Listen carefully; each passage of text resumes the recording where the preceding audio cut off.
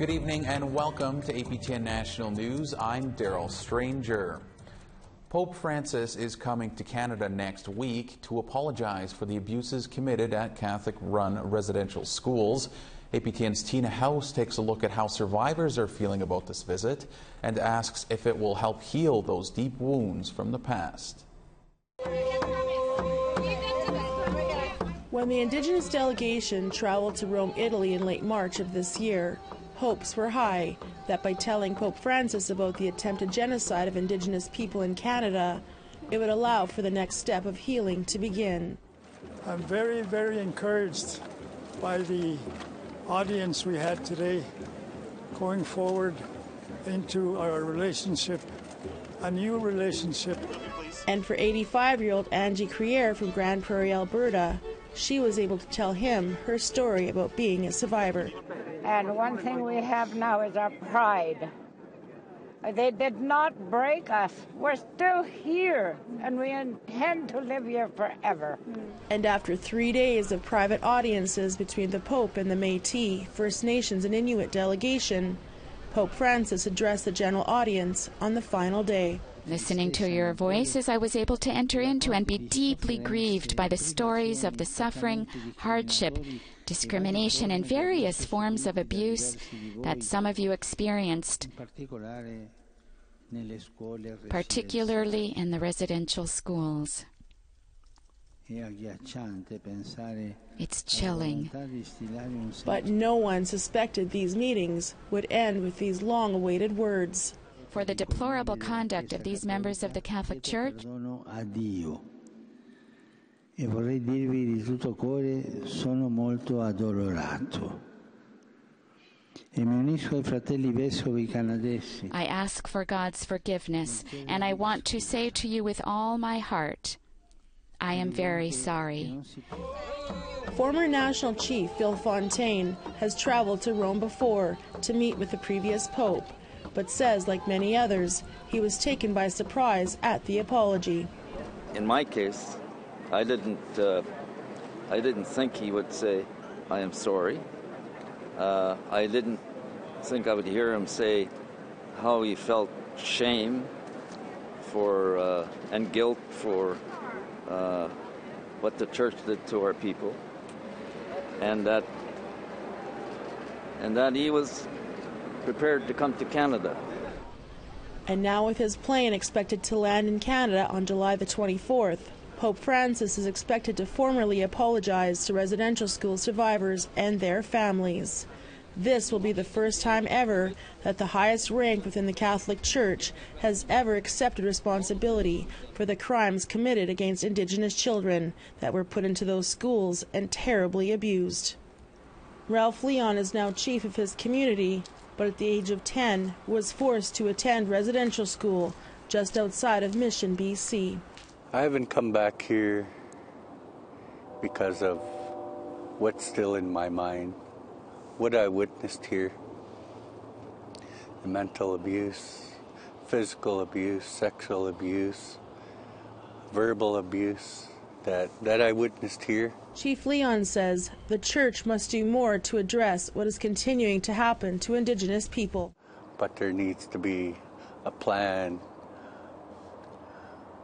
a recovery plan for our people. Like I said, we're like a broken people still. This is only one residential school. There's still the Scoop, foster care, day school, all those things. And it started where?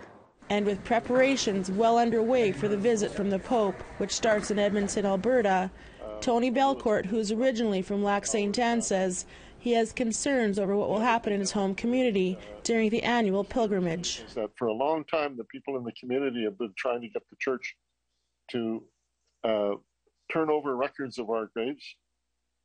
We have an unmarked grave site. There was a cairn put up there by our people a long time ago, but it doesn't cover the full footprint of the gravesite itself. So, and that footprint goes right out to where this new paved road is. So the horrible thought I have in my head is, thousands of people standing on our unmarked graves right beside that paved road so they can wave to the Pope when he goes by.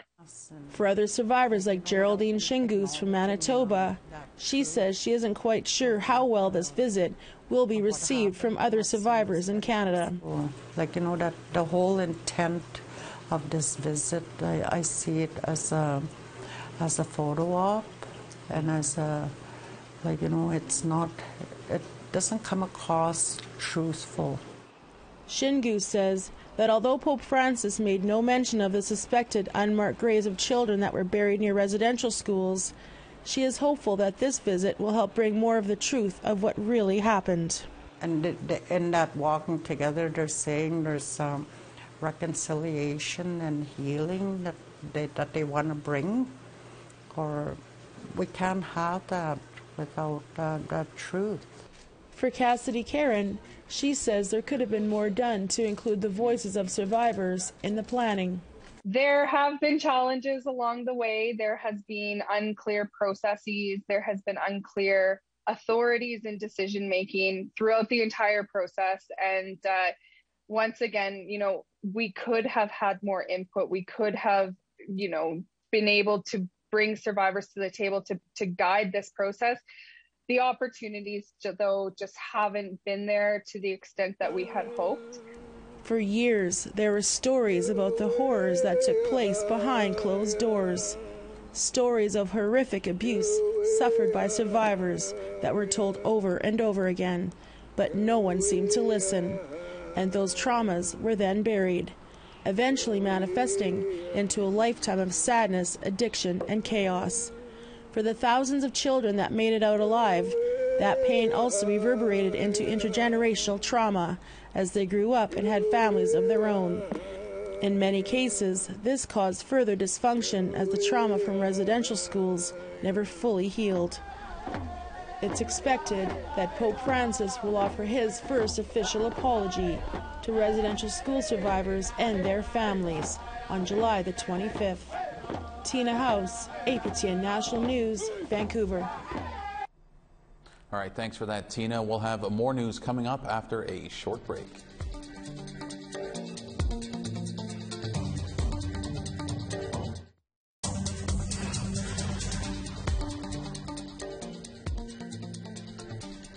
Welcome back to APTN National News. Gone are the masks, vaccination requirements, and capacity limits, as most provinces and territories have lifted COVID-19 restrictions. But as APTN's Fraser Needham reports, the virus is still out there, and all Canadians, including Indigenous communities, need to continue to take precautions. Since the spring, there has been very little public messaging about COVID.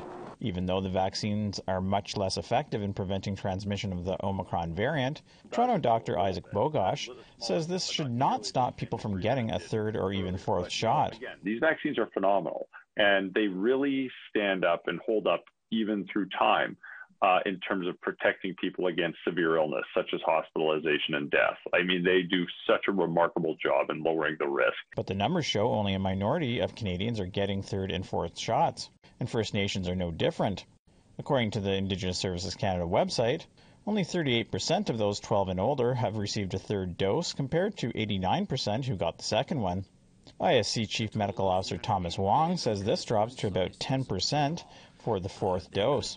He says First Nations communities need to continue to be cautious. So what can we all do in order to actually protect ourselves, protect the elders, protect pregnant women, protect children, protect those who are most vulnerable in the communities?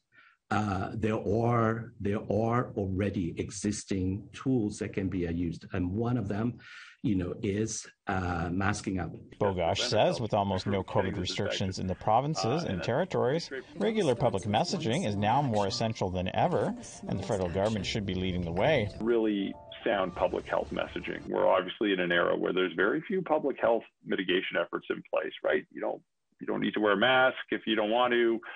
Most of the country, most measures have been lifted. There's no capacity limits. And I think it would go a long way if we had strong coordinated messaging as well, saying like, here, as how you protect yourself and those around you. Dr. Wong says the government is meeting with individual Indigenous communities to talk about COVID, but adds, one of the things that we are hearing from different partners is that people are a bit tired, about COVID, just the fatigue, setting in, and it's helpful, to be putting the minds on something else. Wong says the government will likely resume a more regular schedule of COVID media updates in the fall. Fraser Needham, APTN National News, Ottawa. A Thunder Bay police officer has been found guilty of neglect of duty and discreditable conduct for his role in the death investigation of Stacy DeBungee. DeBungee was found in the McIntyre River in October of 2015. Thunder Bay police quickly ruled the death as not suspicious in nature. DeBungee's brother Brad, along with former chief of the Rainy River First Nation, filed complaints. For more, we're joined by their lawyer, Asha James. Ms. James, thanks so much for being with us here today. And thank you for having me. Now, one of the Thunder Bay police officers has been acquitted on the charges they faced, but Staff Sergeant Sean Harrison has been found guilty of neglect of duty and discreditable conduct. How is Brad DeBungee feeling about this? I spoke with Brad yesterday, and his feeling was finally some accountability. That's what this journey has always been about for the family. Has been about accountability, and so I don't want to use the word relieved, but I think the family was they're pleased that there's been some accountability into how this investigation was handled. Now, can you tell us what role racism played in the investigation into Stacy's death and this ruling as well? Yeah, and so what the tribunal found was that Staff Sergeant Harrison made up his mind as soon as they pulled Stacy out of the river about how he got into the river, and that kind of a theory of the case was in part due to a reliance on these racial stereotypes that Stacy was an Indigenous man. They had interactions with the police before. In terms of Liquor License Act violations. And so, he must have been drunk this time and he just rolled into the river. And I think the evidence that came out of the tribunal was that, relying on that theory really infected the rest of the way that they conducted the investigation, and their failure to follow up on witnesses, and speak to the private investigator, I'd say was really tied to that decision that they made as soon as they pulled Stacy out of the water. Now, another hearing is scheduled for September. Can you tell us what is expected there and what sort of punishment Sergeant Harrison could be facing? Yeah, so September is going to be a hearing about exactly that. What's the appropriate sentence for Staff Sergeant Harrison? And the Police Service Act has a range of sentencing. It can go from, the relinquishing of some banked time that the officer may have, up to a termination of employment. And so, I'm not sure what position all of the parties are going to be taking. We're going to be spending some time really reviewing the decision and the factual findings of the hearing officer. But the family is definitely of the opinion that whatever the discipline, the punishment is for Staff Sergeant Harrison, it needs to be on the high end to really set a message that this type of conduct is not acceptable, and that it won't be tolerated. It really sours the reputation of the Thunder Bay Police Service, and so we're hopeful, and that's what we'll be looking for is to ensure that whatever the sentencing is, it really sends a message. Not only is it punishment for Sergeant Harrison, but it informs other officers that this kind of conduct is not tolerable. All right, and lastly here, this has been dragging out for 7 years, but Brad DeBungee's complaint led to the broken trust report. This police hearing, the OPP are currently reinvestigating Stacy's death. Can you just talk about the importance of Brad launching his complaints? I I think the importance of Brad launching the complaint is that it finally really turned a microscope on the Thunder Bay Police Service. And I think one of the really important things is that it's really helped validate the experience of a lot of Indigenous people in Thunder Bay, of what they've said their experience has been like with the Thunder Bay Police. And that's been validated through the broken trust. And it's been validated by this decision that yes, this is conduct that does take place. And this is not something that has been blown out of proportion, or that Indigenous people in Thunder Bay have over-exaggerated, that their experience is real, that it matters, and that we're now going to be holding the police service and these officers to account for that conduct and that behavior. All right, Ms. James, we'll have to leave it there, but we certainly appreciate you taking a few minutes out of your day today to speak with us. Thank you. It was my pleasure, and thanks again for having me. Miigwech. All right, we need to step aside one final time. Stay with us.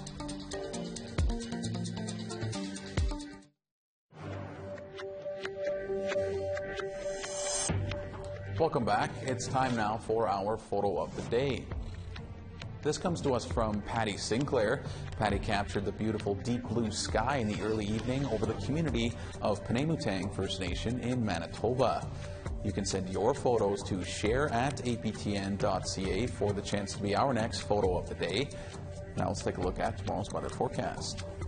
We start in the east, 29 in a mix of sun and cloud in Charlottetown and 30 in Halifax.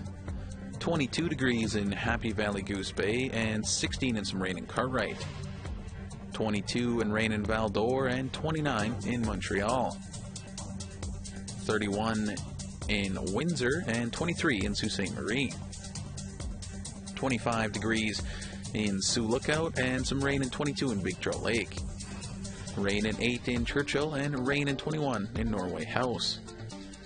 24 and some rain in Barons River and 28 in Winnipeg. A mix of sun and cloud and 28 in Regina and 27 in North Battleford. 26 in rain in Meadow Lake and 14 in Stony Rapids. Moving over to the west, some rain and 20 in Fort Chipewyan and 23 in rain in Peace River. Mix of sun and cloud and 26 in Edmonton and sunshine and 32 in Lethbridge. 23 in Vancouver and 26 in rain in Bella Coola. Some showers and 16 in Sandspit and 21 in rain in Fort Nelson. 21 degrees in Whitehorse and 18 in Rock River. 25 and some showers in Fort Liard and 23 in Norman Wells. Some showers and 23 in Fort McPherson and 20 in Colville Lake. 13 degrees in Cambridge Bay and 19 in Baker Lake. 8 degrees in Arctic Bay and a mix of sun and cloud and 11 in Iqaluit. Next week, Ottawa will host the Ontario Indigenous Summer Games, and Indigenous athletes from across the province are excited for them to return, especially since the last ones were cancelled due to the pandemic. APTN's Annette Francis caught up with some basketball players from Tyendinaga Mohawk territory who can't wait to participate. Marley Miracle and her Gindage Wolves teammates are trying to up their game when it comes to shooting hoops. And then when you come up, you want to be straight up all the way through. Miracle's looking forward to representing her community and competing with friends. I haven't played with these girls in about 4 or 5 years, and it's nice getting back together, like finding our rhythm again, and yeah, it's nice. She is one of 36 youth and 4 teams from Tyendinaga that have been practicing since June. Coach James McCourt looks forward to the competition. They work really hard. They're a really great group of kids. We're having a lot of fun with them. One of the neat things about the Summer Games is that it's also a NAG qualifier. So, some of these kids are hoping to maybe get looked at for the North American Indigenous Games in Halifax next summer. According to the Ontario Games organizers, there are 18 teams and over 200 athletes registered for all 5 sporting events. Dominic Miracle and Tristan McWilliams are hyped for it. They're hoping to make it to the North American Indigenous Games scheduled for Halifax next year. I don't know, I really love basketball my whole life. I've always been playing, so getting an opportunity like this has been amazing. The opening ceremonies for the Summer Games will be held next Thursday in Ottawa, which means the Gandage Wolves will have just 2 more practices before the big event. Annette Francis, APTN National News, Tyendinaga. Tall Paul is an Indigenous hip-hop artist and inspirational speaker. His new album is named after Olympian Jim Thorpe, who was just reinstated as a gold medalist. He joins us to speak about Thorpe and what the news means to him. Tall Paul, thanks so much for joining us here. Thank you for having me. I'm glad to be here. We'll start off with, what was your reaction to Jim Thorpe being reinstated as the sole gold medalist in the pentathlon and decathlon of the 1912 Olympics? I was extremely happy, and it made me feel good to know that he was finally recognized as he should be as the sole gold medalist. And then as I thought about it a little bit more, it seems like, the least they could do at the same time, but I was definitely glad in this cause for celebration. Well, and tell us about your upcoming album release, and tell us why you labeled the album The Story of Jim Thorpe. Yeah, so Jim Thorpe inspired me as a young Native athlete. He made me believe in myself just as a young man in general. It made me a better artist in person. He was a very inspiring story to read into as a young kid. So I called this album The Story of Jim Thorpe because it's somewhat of a biographical album about him that I was inspired to create in order to help share his legacy with the next generations of youth growing up, as well as with the wider audience and the public who are just not aware of him. And what do you want our youth to learn about Jim Thorpe's legacy? Just his greatness, Olympic gold medalist, ballroom dance champion, just very physically talented, gifted person, NFL Hall of Famer.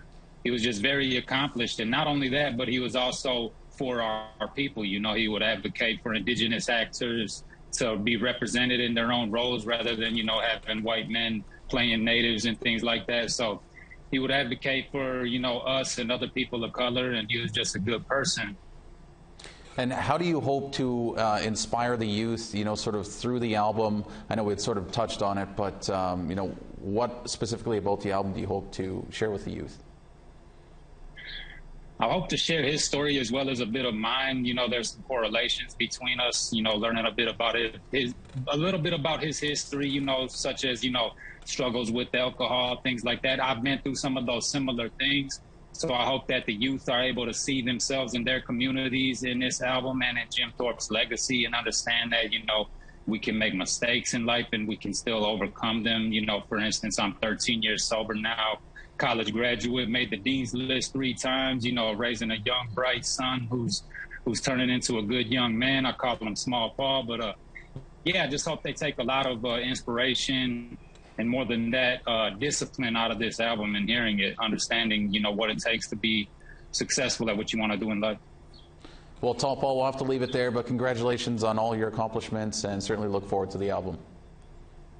All right, thank you. All right, that's all we have for you on this Wednesday edition of APTN National News. For news anytime, visit our website, aptnnews.ca. I'm Daryl Stranger. Thank you for joining us. Miigwech, and have a great night.